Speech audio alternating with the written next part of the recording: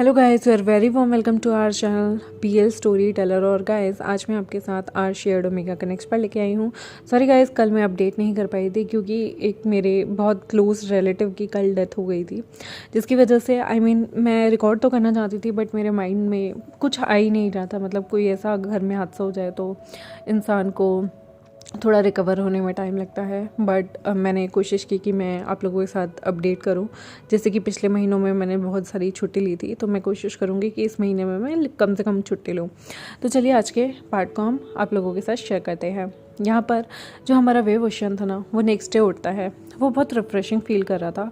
उसको सुबह उठते ही सबसे पहले कोल्ड पॉन्ड में जाकर अपना बात लेने के लिए बोला गया था ताकि उसकी बॉडी रिकवर हो जाए, तो वो वैसा ही करता है। लेकिन जब वो रास्ते में कोल्ड पॉन्ड की तरफ जा रहा था तो वो देखता है कि यहाँ पर ना रास्ते में काले रंग के कपड़े में कोई चीज़ गिरी हुई थी। वो उस काले रंग के कपड़े को उठाता है तो वो देखता है कि उसके अंदर नींबू पे किसी ने लाल कलर का कुछ डालकर यहाँ पर रखा हुआ था।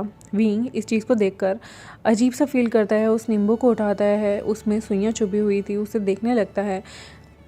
फिर वो उस चीज़ को अपने पास ही रख लेता है। वो आसपास देखते हुए यहाँ पर सोचता था कि वो किसी ना किसी के साथ ये शेयर कर देगा। लेकिन उसके बाद वो कोल्ड पॉन्ड में नहाने चला जाता है अपने कपड़ों में उस चीज़ को रखकर। वो कोल्ड पॉन्ड में नहाने जाता है ना, तो एकदम से उसे ऐसा लगता है जैसे उसका सारा शरीर अकड़ गया हो, जिससे उसके सारे शरीर की मांसपेशियाँ एकदम अकड़ रही हों। यहाँ पर वो आंखें बंद करके मेडिटेट करने की कोशिश करता है, लेकिन उसका पूरा शरीर झकड़ा हुआ उसे महसूस होता है और ऐसा लगता है जैसे किसी ने उसके साथ कुछ किया हो। अचानक से विभूषण जो है वो एकदम से अंतर ध्यान यानी कि बहुत बड़े मेडिटेशन में चला जाता है और उसे नहीं पता उसके साथ क्या हुआ है। यहाँ पर विभूषण काफ़ी देर बाद जब पानी से निकलता है, उसे ऐसा लगता है जैसे मानो अभी जस्ट वो यहाँ पानी में गया था और कोल्ड पॉन्ड से बाहर आ गया हो। लेकिन उसे ये नहीं पता था कि कोल्ड पॉन्ड में बैठे बैठे उसने कम से कम 1 से 1.5 घंटा लगा लिया है। यहाँ पर वो नहा धोकर जब बाहर आता है, उसने अभी भी वो कपड़े पहने हुए थे जहाँ पर वो काली पोटली जिसके अंदर नींबू में कुछ मिला हुआ रखा हुआ था। वो यहाँ पर अपने रूम में जाता है और मेडिसिनल बात में आराम से लेटकर बात लेने लगता है। यहाँ पर वेवोशन जो था वो भूल ही जाता है कि उसने किसी काली पोटली में कुछ देखा था, कुछ रखा था। और यहाँ पर उसने जो भी चीज़ ये रखी हुई थी को याद है।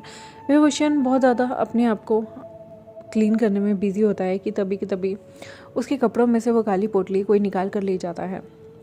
वेवोशन को पता भी नहीं चलता। वो आराम से अंतर ध्यान करते हुए यहाँ बैठा हुआ था। वो वहाँ से जैसे ही उस पानी के टब से निकलता है, उसे तब भी नहीं पता चला था कि मेडिसिनल बात लेते हुए जो कि उसे 15 मिनट का लेना था, उसने लगभग 1.25 घंटा उस पानी को लिया। अब उसकी बॉडी जो थी वो शिवर करने लगी थी क्योंकि उसकी बॉडी को ठंड लग रही थी। यहाँ पर वो जैसे तैसे आता है, बेड पे कपड़े वपड़े चेंज करता है और बैठ जाता है। यहाँ पर उसे अपने दिल में कुछ भारी सा लगने लगता है। उसे ऐसा लग रहा था जैसे उसके दिल को किसी ने बहुत ज़्यादा भारी कर दिया हो। यहाँ पर उसे बहुत अजीब सा लग रहा था। वो आकर अपने पास बैठता है और यहाँ पर वो चादर टान के फिर से सो जाता है। यहाँ पर शिजन और लवंगची उसके इंतज़ार कर रहे थे, लेकिन अभी तक वेवोशन आया नहीं था। वो लोग किसी डिसाइपल को भेजते हैं तो डिसाइपल बताता है कि जो लैनफुरन है वो बहुत ज़्यादा नींद में है, बहुत तगड़ी नींद में है, इसलिए वो आ नहीं पाएंगे। तो यहाँ पर उसके सोने को लेकर कोई भी कुछ नहीं बोल सकता था क्योंकि उन्हें लग रहा था कि शायद वेवोशन की बॉडी को अच्छे से रिकवरी होने की ज़रूरत है। तो वो लोग वेवोशन की चीज़ों पे ध्यान नहीं देते। वेवोशन यहाँ पर शाम हो जाती है जब वो उठता है। उसे अब अपनी बॉडी में बहुत ज़्यादा टूटन सी नज़र आ रही थी। ऐसा लग रहा था जैसे पूरे शरीर का एक एक हड्डी टूट रही हो। वो जैसे तैसे अपने बेड से खड़ा होता है। उसे ऐसा लग रहा था जैसे उसके आसपास सारी चीज़ें घूम रही हो। वो बड़े अच्छे से अपनी आंखों को मलता है, मुंह धोता है और यहाँ पर वो फटाफट से अपने अंकल से मिलने के लिए निकल जाता है और अपने अपने दोनों जांकू से मिलने के लिए भी। यहाँ पर वेवोशन आ ही रहा था कि शिजन हांशी से निकल रहे होते हैं और वो विंग को देखकर कहते हैं, विंग तुम आ गए।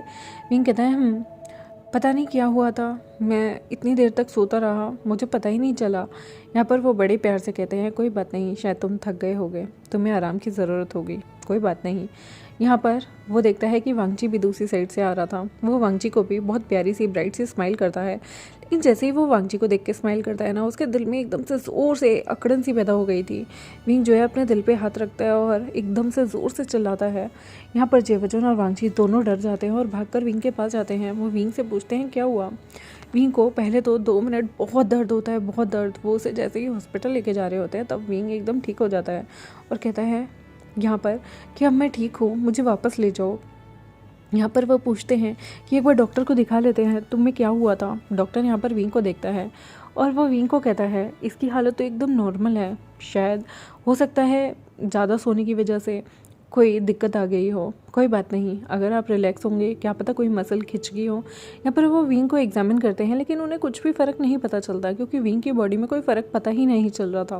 विंग यहाँ पर वापस से लैनचरण के पास आ जाता है और लैनचरण के पास यहाँ पर आकर बैठता है। वो सारे के सारे आराम से बातें करते हैं और विंग को बोलते हैं कि आज तुम्हें शिटन के साथ रहना होगा। विंग मुस्कुराकर हाँ भर देता है और यहाँ पर लवांग जी जो है वो विंग से पूछता है, विंग क्या तुम ठीक हो। यहाँ पर वो पूछते हैं कि आज तुम सारे दिन सोते रहे, क्या तुम्हें कहीं पेन है या फिर कोई दर्द या फिर कोई दिक्कत। विंग यहाँ पर मुस्कुराकर जवाब देता है, नहीं मुझे कोई दिक्कत नहीं है।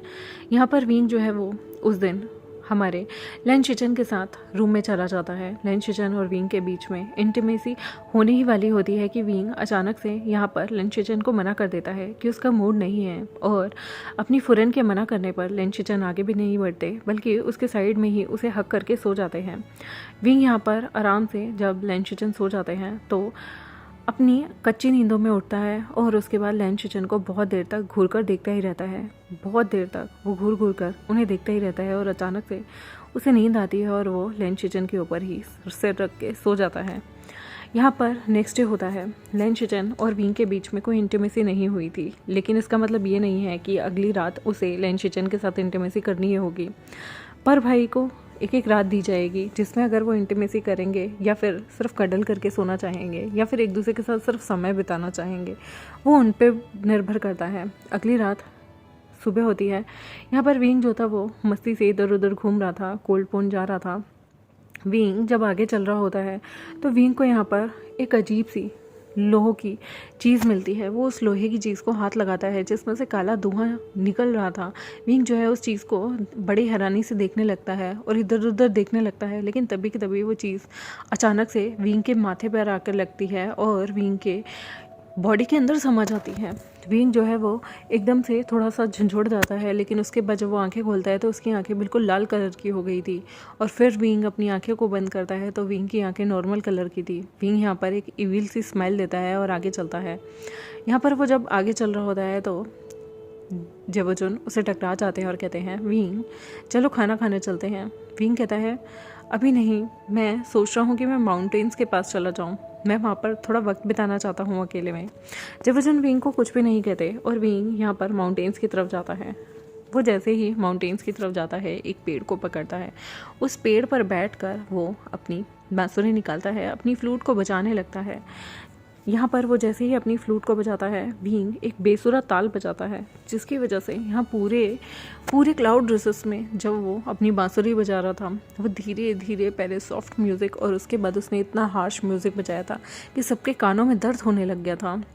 यहाँ पर बाहर निकलकर जेवोजुन भी विंग को रोकने के लिए जाते हैं। विंग का जो गाना था वो इतना पेनफुल था कि सबको यहाँ पर बहुत अजीब सा लगने लगता है। यहाँ पर लंजा फटाफट विंग के पास आता है और उसे बांसुरी बजाने से रोक देता है। यहाँ पर विंग कहता है मुस्कुराते हुए, लंजा तुम यहाँ कैसे।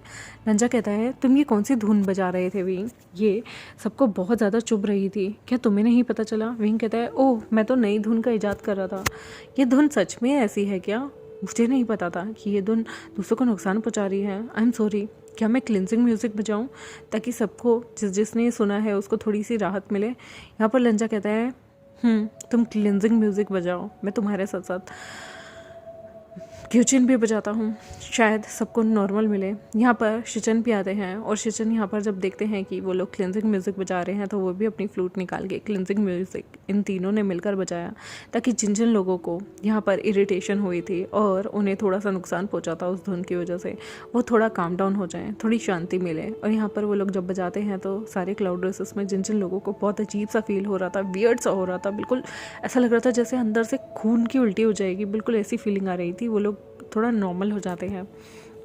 विंग यहाँ पर उन लोगों के साथ आता है।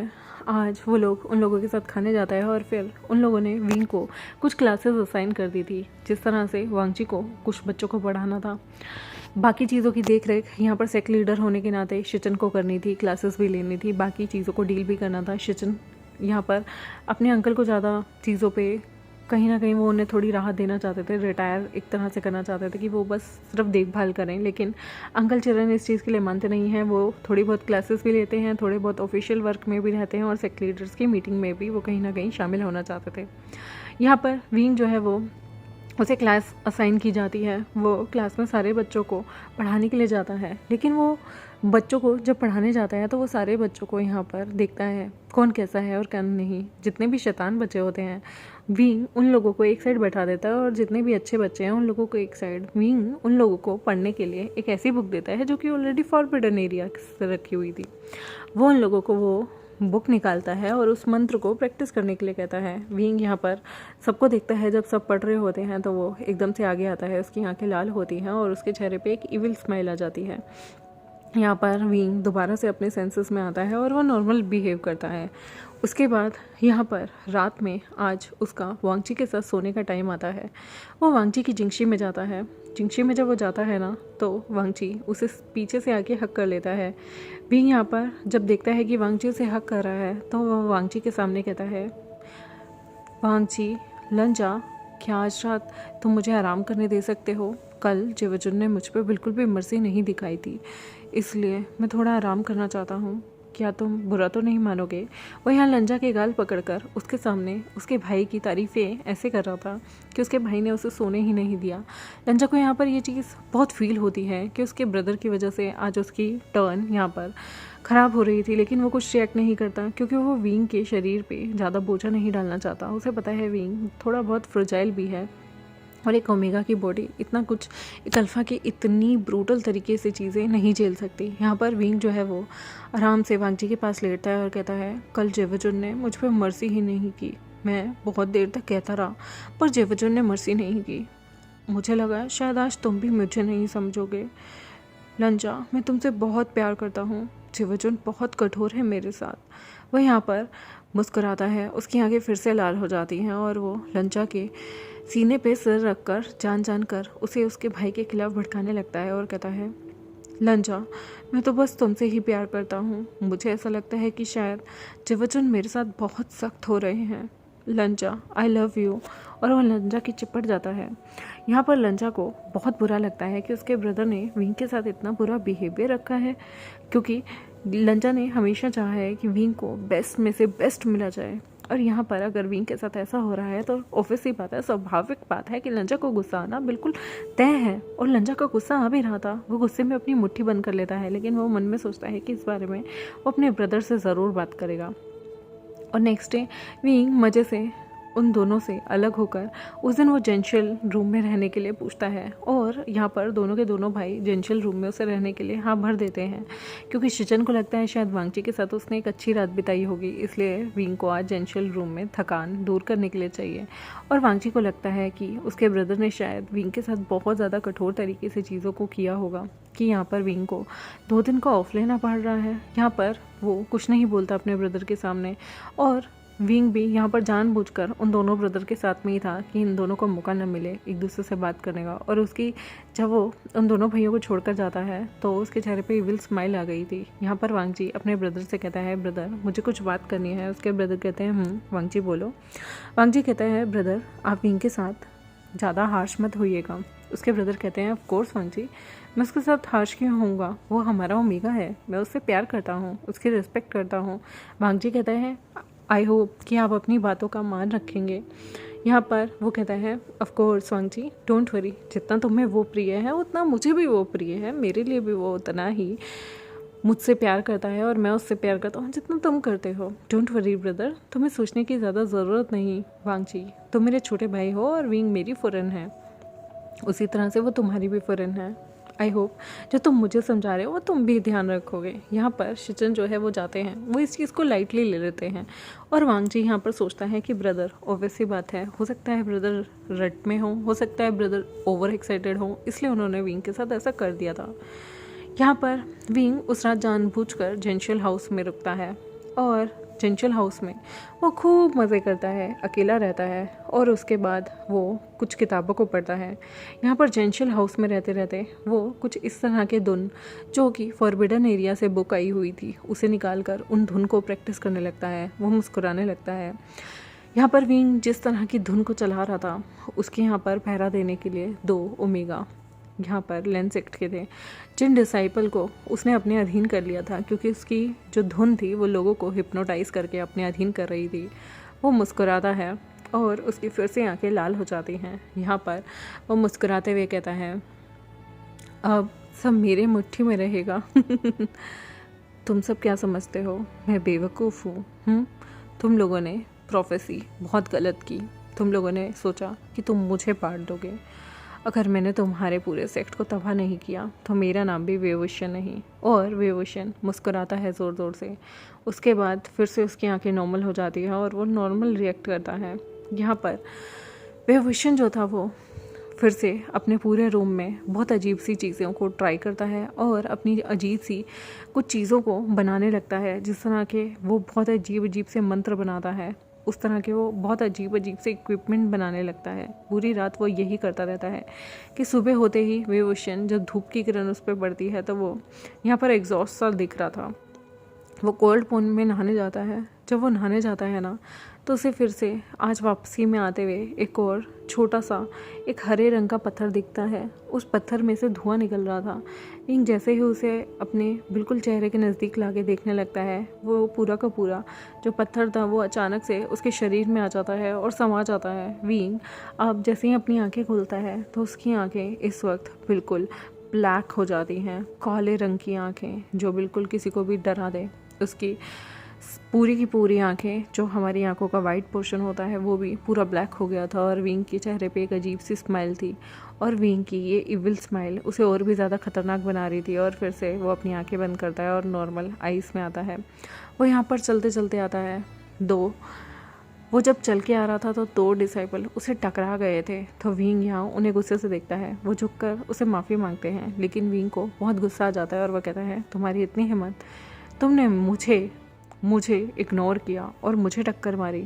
विंग यहाँ पर कहता है, जाओ पनिशमेंट लो। तुम लोगों को 20-20 कोड़े लगेंगे, 20 हर एक को। जाओ अपनी सज़ा ले लो। यहाँ पर विंग उन्हें सज़ा दे देता है। वो लोग मना करते हैं और माफ़ी मांगते हैं, लेकिन विंग कहता है, तुमने हिम्मत की मेरी सज़ा को ठुकराने की, 50 कोड़े, तुम दोनों को 50-50 कोड़े पड़ेंगे।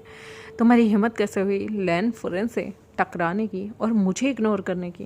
यहाँ पर विंग गुस्से में आगे बढ़ जाता है और वो दोनों के दोनों यहाँ पर अपनी सज़ा के लिए चले जाते हैं। जब वो विंग देखता है कि वो सज़ा के लिए जाते जाते यहाँ पर वापस से मुड़कर शायद शिचन से माफ़ी मांगने जा रहे हों, तो विंग यहाँ पर दूसरे डिसाइपल को अपनी आंखों के इशारों से ही भेजता है। और यहाँ पर दूसरे जो डिसाइपल थे वो उसके हेलुसिनेशन में आकर उन दोनों को पकड़ कर लेके जाते हैं और जो वॉल ऑफ रूल थी उधर ले जाकर उन्हें खींच के 50 कोड़े मारे जाते हैं। एक तरह से 50 पैथ मारे जाते हैं।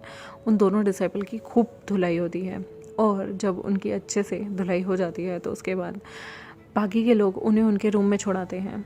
यहाँ पर जब लेंचरन और शिचन कहते हैं कि ये पनिशमेंट किसने दी है, तो वो बताते हैं लेन फुरेन ने दी है। यहाँ पर लेंशिचन और लेंचरन कहते हैं ज़रूर इन्होंने कुछ गलत किया होगा, विंग कभी किसी को ऐसे तो पनिशमेंट नहीं देगा। विंग यहाँ पर आता है तो शिचन कहते हैं, लेन फुरेन क्या हुआ, आपने उन 2 डिसाइपल को सज़ा क्यों दी? यहाँ पर विंग कहता है, तो आपको मुझ पर डाउट हो रहा है कि मैं ऐसे ही किसी को क्या पनिशमेंट दे दूँगा? आपको लगता है कि मैं फेयर नहीं हूँ, मैं लेन फुरेन होने के काबिल नहीं हूँ? ठीक है, अगर आप ये समझते हैं तो उनकी सज़ा आप मुझे 100 कोड़े दे दीजिए जेवजुन, मुझे कोई दिक्कत नहीं है। और यहाँ पर वो अपने घुटनों के बल बैठ जाता है। ये देखने के बाद तो शिचन का दिल और भी ज़्यादा धक हो जाता है और वो कहते हैं बिल्कुल भी नहीं, मैं तुम पे शक नहीं कर सकता, ज़रूर उन्होंने भारी गलती की होगी, मैं तो बस यही पूछ रहा था उनकी गलती क्या है। विंग यहाँ पर अपनी आंखों में आंसू लेकर कहता है, आपको लगता है कि मैं उनकी गलतियों के बारे में आपको बताऊं? मैं चाहता हूं कि उनकी जो गलतियां हैं वो गुप्त रहें, बस इस सेक्ट की भलाई के लिए ही मैं ये चीज़ चाहता हूं। लेकिन अगर आप चाहते हैं कि मैं वो राज ना रखूं तो ठीक है, आप मुझ पर यकीन नहीं करते, मैं आपको बता ही देता हूँ, क्योंकि मैं तो इस सेक्ट का नहीं हूँ ना। यहाँ पर शिचन कहते हैं, नहीं, मुझे नहीं जानना, मुझे तुम पे यकीन है कि अगर तुमने उन्हें सजा दी है तो किसी मकसद से दी होगी।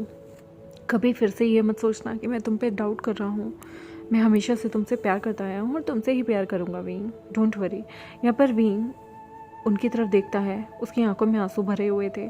यहाँ पर शिचन उसके आंसू पोंछते हैं और उसे फिर से अपने सीने से लगा लेते हैं और विंग की आंखें बिल्कुल काली हो जाती है। उसकी ईविल स्माइल होती है और यहाँ पर वो कहता है, जिवोजुन मैं आपसे बहुत प्यार करता हूँ। आई होप आप भी समझेंगे कि अगर मैं किसी को पनिश कर रहा हूँ तो उसमें उस इंसान की बहुत बड़ी गलती रही होगी। आप जानते हैं मैं कितना मर्सीफुल हूँ। वो कहते हैं ऑफ कोर्स लैन फुरन सबसे मर्सीफुल है। यहाँ पर वो उसके बालों को सहलाते हैं और कहते हैं ज़रूर उनकी कोई भयंकर गलती रही होगी। अगर मुझे पता चल जाए उनकी क्या गलती है तो मैं भी उन्हें और पनिश करूँगा। बट खैर अगर ये मामला तुम अपने तक रखना चाहते हो तो मुझे कोई प्रॉब्लम नहीं। देखते हैं गाइस आगे आने वाले टाइम में क्या होगा और विंग को ऐसा क्या हो रहा है कि वो बार बार अपने मूड को स्विंग कर कर लोगों को इस तरह से तंग करने पे तुला हुआ है। देखते हैं अपने आगे आने वाले एपिसोड में। तब तक के लिए मेरे चैनल को सब्सक्राइब, वीडियोस को लाइक, बेल आइकन को प्रेस कर दें। मिलते हैं आपसे नेक्स्ट एपिसोड में। तब तक के लिए बाय बाय।